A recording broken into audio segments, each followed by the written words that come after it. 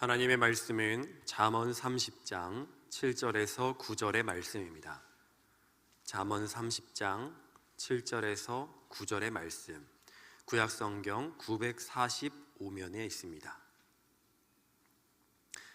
내가 두 가지를 주께 구하였사오니 내가 죽기 전에 내게 거절하지 마시옵소서. 곧 헛된 것과 거짓말을 내게서 멀리 하옵시며 나를 가난하게도 마옵시고 부하게도 마옵시고 오직 필요한 양식으로 나를 먹이시옵소서. 혹 내가 배불러서 하나님을 모른다 여호와가 누구냐 할까 하오며 혹 내가 가난하여 도둑질하고 내 하나님의 이름을 욕되게 할까 두려워함이니이다. 아멘. 많은 분들에게 이미 2026년 새해가 되었지만 어떤 분들에게는 이제 진짜 붉은 말의 해라는 병오년 새해가 시작되는 설을 앞에 두고 있습니다. 하나님께서 함께 하심을 믿음으로 어느 때 어느 형편에서나 행복하시기를 축복합니다. 추석과 더불어 대표적인 우리 고유의 명절인 설, 올해는 이미 연휴가 시작되어 흔히 하는 말로 민족 대이동이 시작되었습니다. 올 설 연휴 기간에 이동 예상 인원은 2,780만 명 수준이라고 합니다. 시대가 변하면서 여행 수요가 크게 늘어 해외 관광객도 증가하여 공항의 이용객이 역대 최대 규모일 것이라는 말도 있습니다. 그런데 어느 때부터인지 설을 맞으면서 제게 서러워서 설이라는 말이 떠오르곤 합니다. 설은 본래 한 해의 시작을 뜻하는 말로 한자로 새라는 말에서 설, 새해가 시작됐다는 의미지 서럽다는 말과는 직접 연관이 없다고 합니다. 하지만 설이라는 말과 서럽다는 말이 비슷하게 들리기 때문만은 아닐 것입니다. 설날의 어원 자체가 낯설다, 서먹하다는 뜻의 설다에서 왔다는 주장도 있지만 명확한 역사적인 기록이나 배경은 없다고 합니다. 하지만 사람들이 그렇게 말하는 데는 이유가 있지요. 새해 첫날이라 새롭고 낯설다는 말일 수도 있습니다. 새해를 맞으며 느끼는 서글픈 감정이 있을 수도 있습니다. 더욱이 조선 후기부터 근대 이르기까지 설이 모두에게 즐거운 날은 아니었을 수 있습니다. 저는 어렸을 때 설빔으로 새 옷을 얻어 입고 명절 음식 준비로 매우 분주한 집안 분위기를 보았습니다. 하지만 어느 때부터인가 설이라서 더 서러워하는 분들이 계시다는 것이 눈에 밟혔습니다. 어떤 기록에 보니까 설이 반갑지 않고 서러워서 설이라는 말이 민간에서 자연스럽게 생겨났다라고 합니다. 종이나 머슴으로 불리던 이들이 있던 시절에 그분들은 주인집 명절을 위해 가장 바쁜 때였을 것입니다. 주인은 대접받지만 종이나 머슴은 오히려 더 많은 일을 해야 했으니 그래서 더 서러웠을 것입니다. 한국전쟁 이후 이산 가족은 남북으로 헤어진 가족을 그리워하며 설을 매우 서럽게 보냈습니다. 우리나라의 근대화의 바람이 불어 고향을 떠난 사람들이 돌아가지 못한 고향의 서러움을 삼켰습니다. 설이 서럽다는 말에는 명절의 밝은 얼굴 뒤에 숨어있는 어떤 분들의 눈물과 한숨을 담은 역설적인 표현일 것입니다. 오늘날에도 설이라서 서러운 사람들이 있습니다. 원래 가족이 함께 모이는 명절인데 혼자 사시는 분들에게는 시간이 유난히 길고 조용한 날일 것입니다. 전화 한 통, 문 여는 소리 하나를 기다리지만 오히려 혼자 있다는 생각에 긴 숨을 내쉬어야 할지 모릅니다.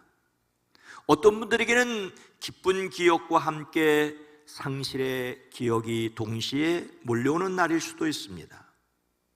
그래서 명절이 아니라 버텨야 하는 날이라는 말도 있습니다. 어떤 이는 가족이 있는 고향집에 가는 것보다 혼자 있는 것이 편하다고도 합니다.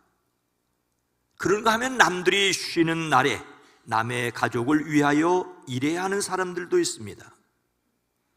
누군가의 기쁨을 지켜주어야 하는 사명이자 또 아쉬움이지요. 하지만 가족이 있어도 서러운 사람들이 있습니다. 관계가 단절되었고 갈등이 해결되지 않은, 말하지 못하는 상처를 안고 있는 사람.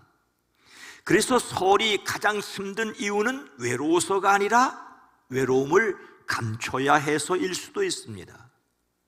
비교당하고 쉬지 못하고 관계 속에서 상처 입은 사람이 오늘날에 설이 서러운 사람이라고 생각할 수 있습니다. 하지만 우리에게는 이런 시절도 있었습니다. 1951년 한국전쟁 직후 서울 모습을 사진작가 베르너 비쇼프가 찍은 것인데, 한복을 곱게 차려 입은 소녀들이 손을 잡고 거닐며 해맑게 웃는 유명한 작품입니다. 힘들고 어려운 시절이었는데 우리 대한민국은 바로 그런 시절을 딛고 오늘의 일은 매우 뛰어난 민족입니다. 그러니 오늘 우리는 희망이어야 합니다. 저는 저 사진을 보다가 저 앞에 있는 소녀들이 아니라 뒤에 코를 후비고 있는 저 아이를 보며 한참 웃었습니다. 하나님은 설날에도 가족 없는 자의 가족이십니다. 우리는 설이 서러운 사람들의 마음을 이해해 주어야 합니다. 우리가 함께 있어준 누군가와 함께한 그 시간이 그들에게는 큰 명절이 될 것입니다. 가족이 많다고 따뜻한 명절이 아니고 혼자라고 은혜가 없는 것도 아닙니다. 먼저 자기 자신을 축복하십시오. 여러분 자신이 행복함으로 다른 사람들을 행복하게 하는 사람들이 되어지기를 주의 이름으로 축복합니다. 아무래도 예배에 소홀할 수 있는 명절에 오늘 말씀을 통하여 예배에 관한 말씀을 계속 나누려고 합니다. 위기가 기회라는 말은 예배가 위태로울 때 오히려 예배의 기회를 만들어야 한다는 말로 바꾸어 생각할 수 있습니다. 하나님께 영광을 돌리는 삶의 예배는 생애 최우선 가치를 두어야 할 것입니다. 7절 말씀입니다. 내가 두 가지 일을 주께 구하였사오니 내가 죽기 전에 내게 거절하지 마시옵소서.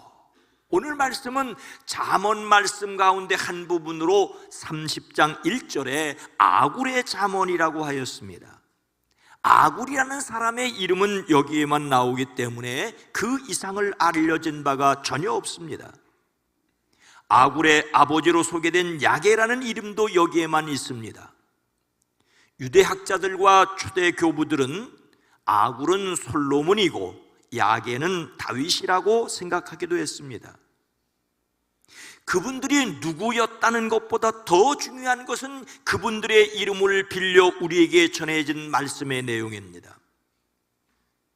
아굴은 하나님께서 행하신 기이한 일들을 나열하면서 자신의 어리석음을 통하여 인생의 어리석음을 지적합니다.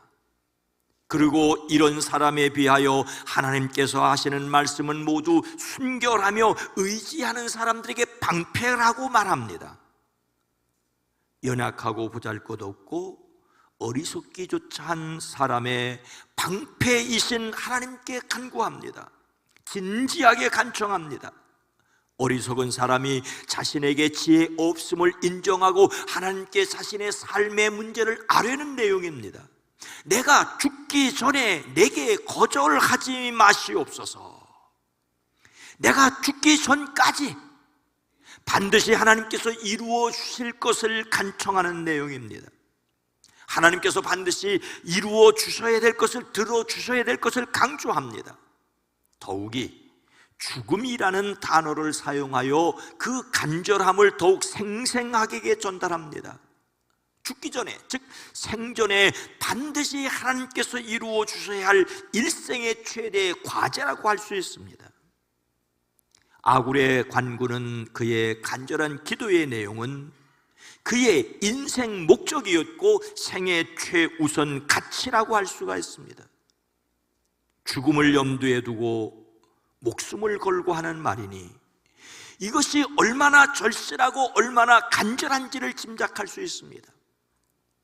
사람이 함부로 자신의 생명을 걸지 말아야 하지만 정말로 생명을 거는 일이라면 엄청난 일이 틀림이 없습니다. 사도 바울은 자기 일생일대의 목적을 이렇게 전합니다. 나의 간절한 기대와 소망을 따라 아무 일에든지 부끄러워하지 아니하고 지금도 전과 같이 온전히 담대하여 살든지 죽든지 내 몸에서 그리스도가 존귀하게 되게 하려 하나니, 그의 소원은 그리스도를 존귀하게 하는 삶이었습니다. 간절한 기대와 소망이란 말도 절실한데 아무 일에든지 부끄러워하지 않기를 원하였습니다.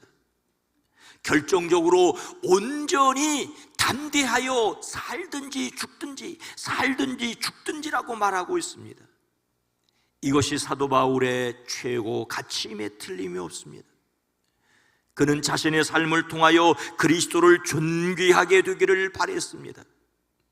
사도 바울은 같은 빌립보 교회에 또한 모든 것을 해로 여김은 내 주 그리스도 예수를 아는 지식이 가장 고상하기 때문이라 내가 그분을 위하여 모든 것을 잃어버리고 배설물로 여김은 그리스도를 얻고 그 안에서 발견되려 함이니라고 하였습니다. 바울의 간절한 소망은 그리스도를 존귀하게 하는 삶이었습니다. 어떤 분의 이야기입니다. 그는 평생 성실하게 살았고 가정도 책임졌습니다. 신앙생활도 열심히 했습니다. 흠잡을 데 없는 삶이었습니다. 그런데 60대 중반에 말기암 진단을 받았습니다. 더 이상 손을 쓸 수 없는 형편이었습니다. 남은 시간은 길어야 몇 달. 그는 병실에서 조용히 인생을 정리하기 시작했습니다. 통장 정리, 부동산 정리, 자녀들에게 남기는 말, 그리고 유언장을 작성했습니다. 유언장은 매우 치밀했습니다. 재산 분배, 남은 가족에게 대한 당부, 심지어 장례 절차까지 빠짐없이 적었습니다. 그러던 중 그가 다니던 교회 목사님이 신방을 했습니다. 목사님은 길게 설교하지 않았습니다. 그저 이렇게 물었습니다.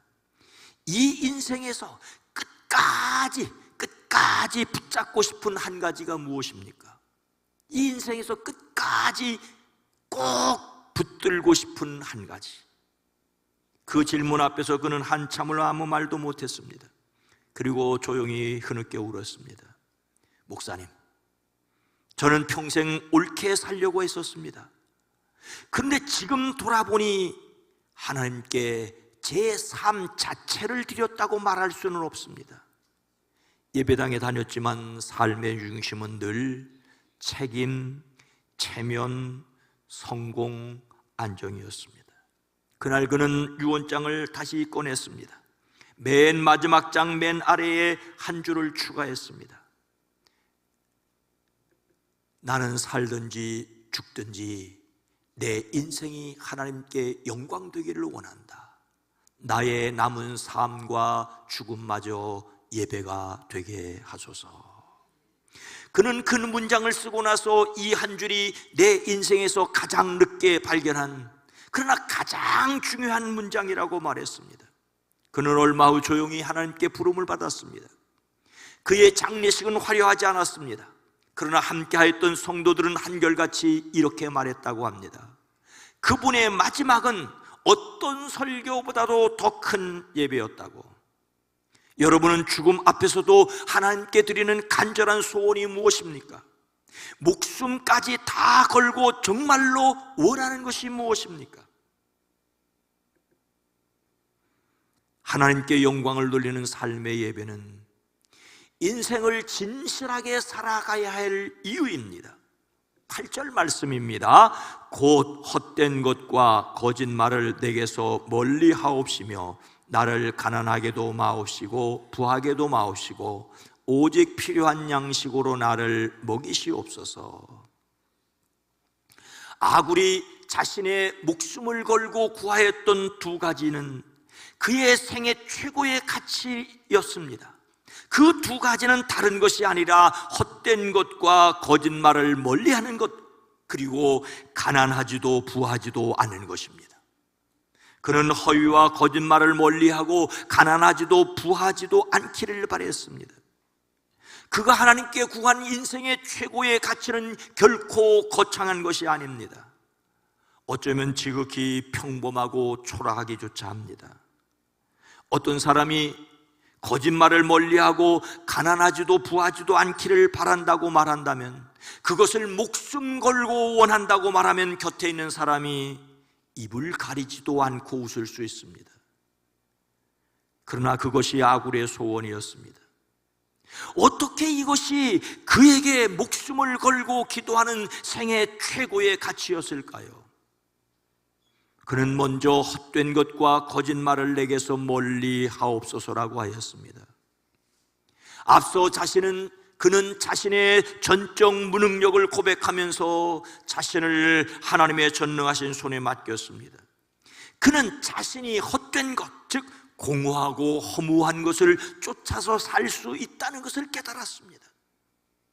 더욱이 그는 자신이 하나님 앞에서나 사람 앞에서 가식적이고 이중적일 수 있다는 사실을 깨달았습니다. 바로 앞에서 하나님의 말씀을 가리켜 그 말씀에 아무것도 더하지 말아라, 그렇지 않으면 그분이 너를 책망하시고 너는 거짓말을 하는 사람이 될 것이다 라고 하였습니다. 사람은 자신에게 이익이 된다 싶으면 하나님의 말씀에 더하기도 하고 빼려고도 합니다. 하나님의 말씀에 자기의 생각을 더하거나 빼는 것이 오늘 말씀이 말하는 거짓말인데, 아굴은 그렇게 살고 싶지 않았습니다. 하나님의 말씀 그대로 전적으로 의지하고 싶었습니다. 사람이 그렇게 사는 것이 결코 쉽지 않기에 하나님 앞에 간구하고 있습니다. 이것은 하나님과 사람 앞에서 진실한 태도이자 말씀을 진심으로 의지하기를 원하는 것입니다. 더욱이 멀리 하옵소서라고 한 것은 자신의 연약함을 인정하고 하나님께서 그런 것들을 멀찍이 옮겨 제거해 주시기를 바라는, 어쩌면 자기 마음조차 마음대로 할 수 없으니 하나님께서 강제적으로 개입하여 주시기를 바라는 것입니다. 그는 자신의 마음조차 마음대로 할 수 없다는 것을 인정하였습니다. 하나님께서 그 말씀으로 진심으로 그 말씀에 의지하도록 이끌어 주시기를 기도합니다. 그리고 생명을 걸고 구하였던 또 한 가지는 나를 가난하게도 마옵시고 부하게도 마옵시고 오직 필요한 양식으로 나를 먹이시옵소서입니다. 이 말은 제게 가난도 부도 주지 마십시오라는 말입니다. 거지도 부자도 되기 싫습니다라는 뜻입니다. 가난을 원하지 않는 것은 당연하다지만 부자 되기도 원하지 않는 것은 매우 놀랍지 않습니까? 많은 경우 사람들은 가난에서 벗어나 부자 되는 것이 인생의 목표이고 하나님께 복을 받았다는 상징으로 여기는데 말입니다. 물론 이 말이 자신의 삶의 물질이 전혀 필요하지 않다는 말은 결코 아닙니다. 그가 가난하지도 말기를 구하였기 때문이죠. 아굴은 물질적 환경에 영향받는 나약한 자신임을 깨달았습니다. 그래서 재물의 가치를 두는 것이 아니라 하나님과 그 말씀에 따르는 삶의 가치를 두기를 원하였습니다. 이것도 자기 마음대로 되지 않으니 하나님께 간청하고 있습니다. 오직 필요한 양식으로 나를 먹이시옵소서라고 한 것은 예수님께서 우리에게 가르쳐 주신 기도 그대로 오늘 우리에게 일용할 양식을 주시옵소서라는 말씀과도 같습니다. 이런 기도는 사람이 살아가는 인생의 모든 과정을 하나님께서 친히 섭리하신다는 사실을 인정하는 것입니다. 하나님께 철저히 맡기고 의지하는 하나님 중심의 삶입니다. 미국에서 실제 있었던 이야기라고 합니다. 한 연방 판사가 임기를 마치며 남긴 고백입니다. 그는 청렴하기로 이름이 알려진 인물이었습니다. 재판 과정에서 뇌물이나 외압과는 거리가 멀었습니다. 그런데 퇴임 연설에서 뜻밖의 말을 했습니다. 나는 평생 법을 지켜왔습니다. 그러나 솔직히 말하자면 나는 나 자신을 신뢰하지 않습니다. 나는 나 자신을 신뢰하지 않습니다. 사람들은 의아해했습니다. 왜 그가 그런 말을 했을까요? 그는 이렇게 설명합니다. 저는 위대한 도덕성을 가진 사람이 아니라 내 자신이 얼마나 연약한지를 알기 때문에 그런 죄와 잘못이 나를 틈타지 못하도록 조심하고 또 조심했을 뿐입니다. 만약 제가 젊은 시절부터 권력과 돈이 자유롭게 드나드는 자리에 오래 있었다면 지금 저는 전혀 다른 사람이 되었을지도 모릅니다. 저는 선에서 정직한 것이 아니라 저의 연약함을 알기에 보호장치를 세우고 조심하고 또 조심했을 뿐입니다. 인생을 살아보신 분들이라면 이 말에 동의하실 것입니다. 믿음이 깊은 사람은 나는 결코 안 흔들린다라고 말하는 사람이 아니지 않습니까? 오히려 하나님, 저는 흔들릴 수밖에 없습니다. 하나님 흔들리지 않게 하나님이 붙들어 주십시오라고 기도할 뿐이지 않습니까? 아굴의 기도는 겸손한 기도가 아니라 현실적인 기도였습니다. 사람은 자기 마음도 자기 마음대로 하지 못하고 말씀조차 자기 유리한 쪽으로 바꾸려 합니다. 가난하면 비굴해질 수 있고 불효하면 교만할 수 있습니다. 그러니 아굴의 고백은 나 자신도 못 믿겠다는 것이며 그러므로 하나님이 도와주시기를 바라고 소원하는 것입니다. 사도 바울을 통하여 하나님께서 고린도 교회에 말씀하시기를 그런즉 너희가 먹든지 마시든지 무엇을 하든지 다 하나님의 영광을 위하여 하라고 하십니다. 아굴의 기도는 삶의 형편을 말하는 것 같지만 실제로는 예배의 순수성을 지키기 위한 기도입니다. 진실한 예배를 위하여 깨끗하기를 기도하였습니다. 예배는 말을 잘하는 시간이 아니라 하나님 앞에서 진실해지는 시간이라고 할 수가 있습니다. 거짓과 허영이 남아있다면 찬송은 소음이 되고 기도는 독백이 될 것입니다.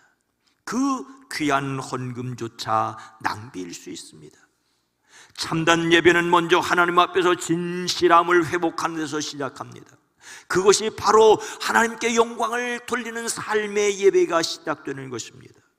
그래서 시인은 하나님이여 내 속에 정한 마음을 창조하시고 내 안에 정직한 영을 새롭게 하소서라고 고백합니다. 이 기도가 저와 여러분의 평생의 기도가 될 수 있기를 주의 이름으로 축복합니다. 하나님께 영광을 돌리는 삶의 예배는 하나님의 이름을 영광스럽게 드러냅니다. 9절 말씀입니다. 혹 내가 배불러서 하나님을 모른다 여호와가 누구냐 할까 하며 혹 내가 가난하여 도둑질하고 내 아버지의 이름을 욕되게 할까 두려워함이니이다. 생애 최우선의 가치를 두었던 두 가지 헛된 것과 거짓말을 멀리하고 가난하지도 부하지도 않게 되기를 원했던 그 이유는 배가 부르면 주님을 부인하며 주가 누구냐고 말할 수 있기 때문에, 가난하면 도둑질하거나 하나님의 이름을 욕되게 할 수 있기 때문이라고 말하고 있습니다. 그가 날마다 필요한 일용할 양식을 구했던 이유는 하나님께 대한 절대적인 충성과 순종이었습니다. 질릴 정도로 실컷 먹었다는 것은 육체적인 욕구의 만족이고 더 나아가 인간의 행복과 번영을 가리킬 수 있습니다. 하지만 그래서 하나님을 모른다고 말하는 오늘 이 시대가 아닙니까? 아굴은 이미 오래전에 그 사실을 깨달았습니다. 그래서 그는 잠언을 기록한 지혜자입니다. 반대로 가난해서 도둑질하거나 하나님의 이름을 욕되게 하지 않도록 하여 주시기를 기도합니다. 도둑질하고 나서 형벌을 면하기 위해서 하나님의 이름을 두고 거짓 맹세를 하거나, 또는 도둑질하고 벌을 받으며 하나님을 원망하고 불평할 수 있는 인간입니다. 그러나 이것이 바로 하나님의 영광을 가리기 때문이죠. 이것은 바로 자신의 삶에서 하나님께 드리는 온전한 예배가 무너지지 않기를 바라는 경외의 기도였습니다. 그는 예배가 무너지는 것을 두려워했습니다. 어느 형편에서든지 하나님을 모른다고 하거나 여호와가 누구냐라고 하는 것은 하나님께 드리는 예배가 훼손되는 것입니다. 하나님의 이름을 욕되게 할지 두려워함은 예배자의 마땅한 태도입니다. 어느 교회에 한 성실한 집사님이 계셨습니다. 그는 젊을 때 작은 자영업을 했습니다. 장사가 되지 않아 빚도 많아졌습니다. 가게 문을 닫아야 할 상황까지 갔을 때 그는 밤마다 이런 생각이 들었다고 합니다. 나는 그렇게 정직하게 살았는데 하나님은 도대체 어디 계시는가? 하나님은 도대체 뭘 하고 계시는가? 하루는 고래철에서 슬쩍 이런 제안을 했습니다. 세금 신고만 조금 줄이면 숨통은 트일 것입니다. 다들 그렇게 합니다. 그 순간 그의 마음속에서 싸움이 일어났다고 합니다. 이 정도는 괜찮을 거야. 먹고는 살아야지. 하나님도 이런 정도는 눈을 감아주실 거야. 그는 나중에 이렇게 고백을 합니다. 그때 깨달았습니다.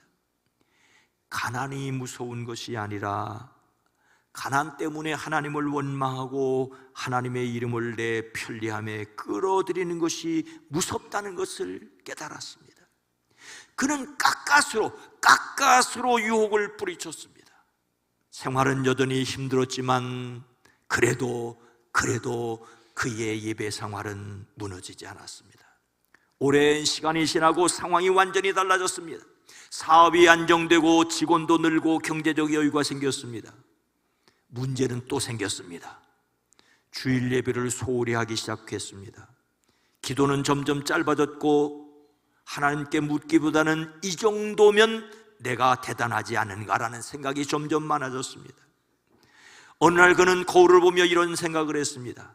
이제는 내가 내 인생을 잘 관리하고 있구나. 그때 문득 두려움이 밀려왔습니다.